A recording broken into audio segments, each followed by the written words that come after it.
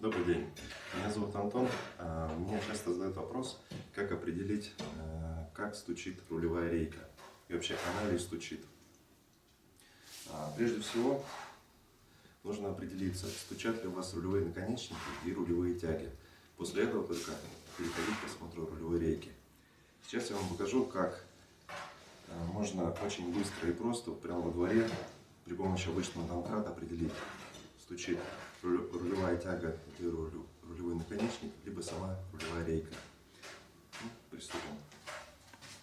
Во-первых, нам необходимо поднять машину на домкрат. Не забудьте обязательно поставить наручник.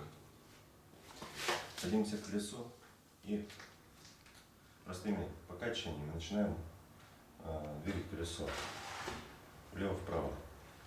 На этом автомобиле видно, что колесо имеет небольшой люфт в руку, и в руке дается небольшой стучок.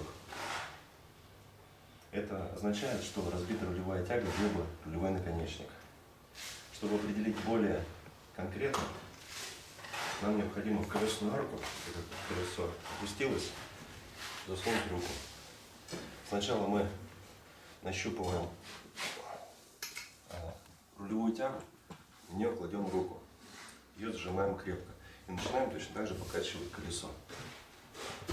Под рукой у нас стука нет, значит стучит не рулевой наконечник. Перемещаем руку дальше, уже держимся за саму тягу. Начинаем точно так же покачивать колесо.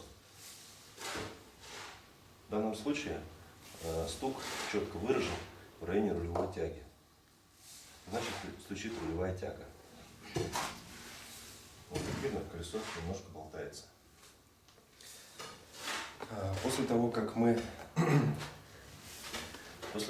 проверили левое колесо, аналогично мы подомкрачиваем машину с правой стороны и проверяем, болтается ли у нас правое колесо.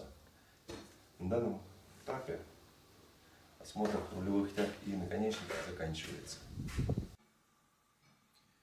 После того, как мы подомкратили машину по очереди с левой и с правой стороны, определились, что у нас исправные рулевые тяги и рулевые наконечники, после этого мы можем спуститься под автомобиль и уже непосредственно проверить, стучит ли у нас рулевая рейка.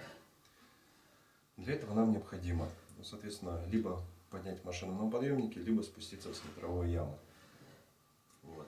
Нам нужно будет выкрутить руль до упора влево, чтобы максимально выдвинуть рулевой вал с правой стороны.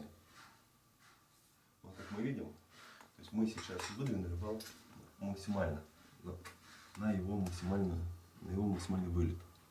После этого мы берем двумя руками, одной рукой обхватываем пыльник, второй рукой тягу максимально близко к пыльнику. И начинаем вверх-вниз пытаться дергать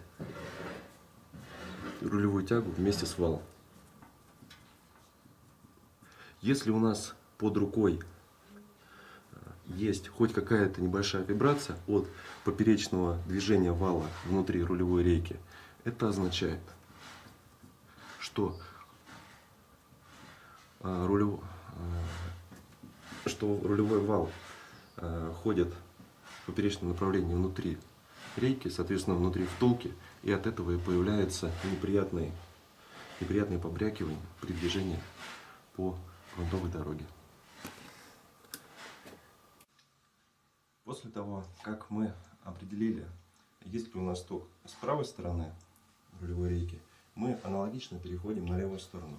Для этого выворачиваем руль максимально вправо, чтобы рулевой вал вышел из корпуса рулевой рейки. Точно так же обхватываем рукой пыльник, второй рукой рулевую тягу. И начинаем двигать вверх-вниз. Если у вас есть стук, значит это стучит рулевая рейка. В моем случае здесь стучит рулевая тяга, поэтому, чтобы более корректно определить, стучит ли рейка, необходимо заменить рулевую тягу. После этого вы сможете правильно определить неисправность.